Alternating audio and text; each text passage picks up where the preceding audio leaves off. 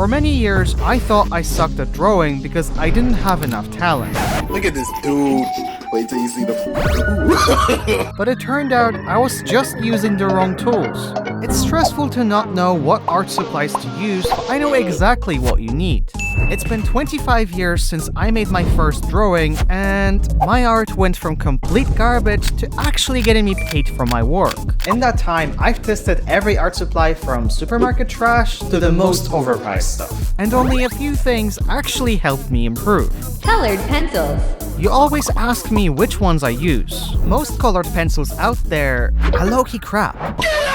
But if you want to draw realistic portraits or characters that just pop out of the page, this is where it started for me. Prismacolor Premier.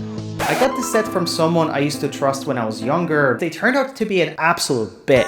A few months after, my drawings reached a new high. And this one set of pencils gave me all the confidence I needed to start experimenting with different brands. And there are many. Besides Prismacolor, here are top 3 other brands of pencils I use every day.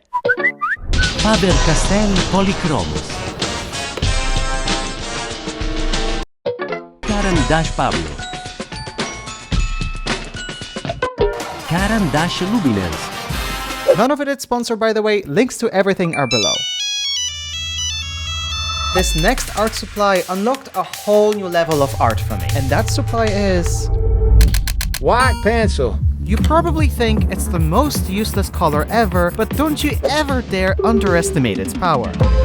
A soft white pencil not only is great for sketching, but you can also use it for blending other pencils. Even the cheap ones will look pro if you mix it with one good white on top. Try any of these brands for best results. Now, I'm not joking when I say this, but this next tool is something that every serious artist must have. But before I tell you what it is, let's talk about some of the boring stuff, because without them, everything else just doesn't make sense. Essentials. Paper can either help you grow or completely ruin your art. My most trusted one is Strathmore Bristol 300 Smooth. I've been using this paper for like the last 11 years or so, and what I've discovered is that on top of being like super smooth, it's affordable and works for most art supplies I use. If you can't find it though, look for Bristol paper from any other brand.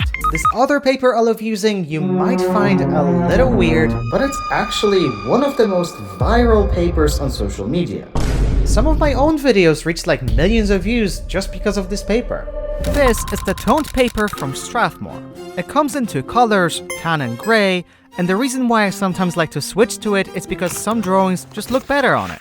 But the weird thing about it is that in my comment section, some people claim this paper looks hairy. I mean, I guess I kinda see it. When it comes to sketchbooks, I just use whatever I find, but I do actually tend to prefer ones that have these darker, hairy-like pages because it makes it easier to notice light and shadow. For other stuff, I have this Staedtler mechanical pencil, a ruler, a set square, a giant ruler, and this little chopping board with holes in it. I don't really know what it's called, but if you know, let me know in the comments.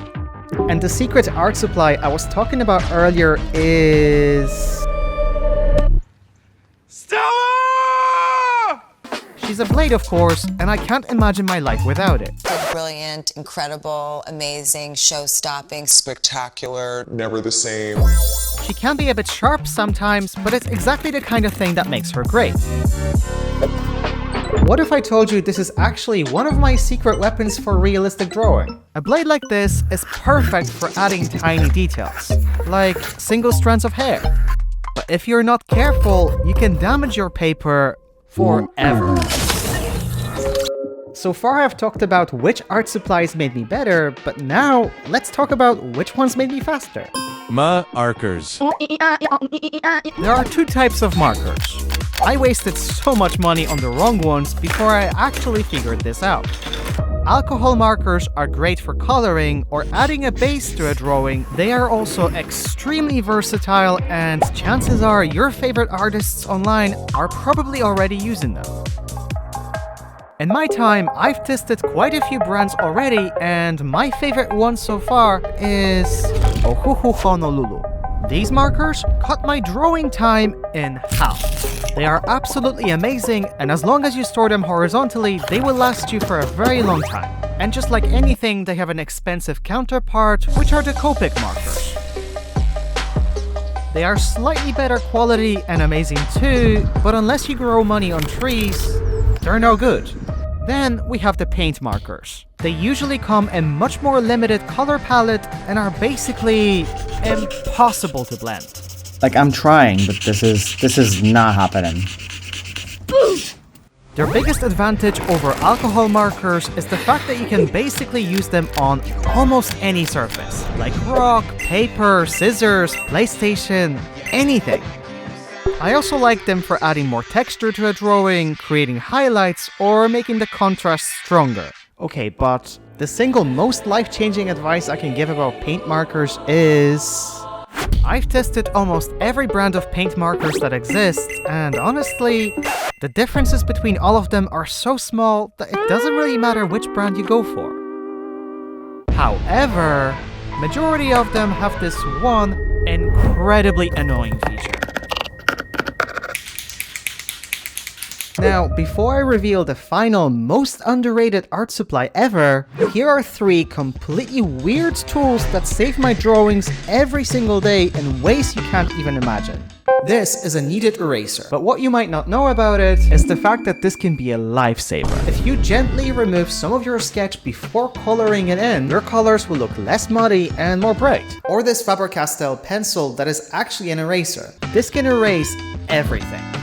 I don't know how, but it just does it. Now, have you ever run out of a pencil you need when you don't have any spare ones? It happened way too many times to me. So, I keep an emergency stash of old tiny pencils. A good time boy. You have been promoted. Now, the moment you've been waiting for. The final, most underrated art supply ever. This tool fixed something that I thought was physically impossible.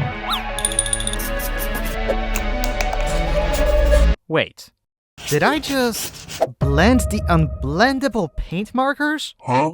This is a colorless blender, which is an alcohol marker with invisible ink. And you might think that's kind of stupid, but it's actually not. Colorless bender.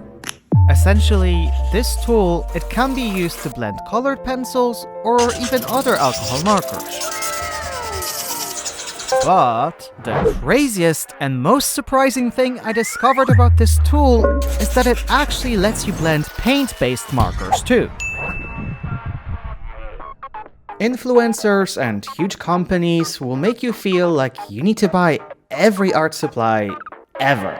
But you don't actually need 100 art supplies of every kind. You just need a few tools that are right for you. And in my next video, I'll show you what happens when you master just one of these tools. To the most extreme level. Until then, bye. Also, if you need help with your art or want to talk with me or other artists, join the Kauczukverse, my own Discord.